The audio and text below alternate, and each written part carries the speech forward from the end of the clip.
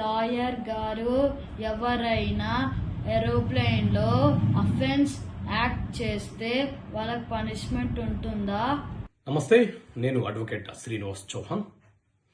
మన దేశంలో జూలై 1, 2024 నుంచి భారతీయ న్యాయ సంహిత అనే చట్టం అమలులోకి వచ్చింది. ఈ భారతీయ న్యాయ సంహిత చట్టంలో మనకు 358 సెక్షన్లు ఉన్నాయి.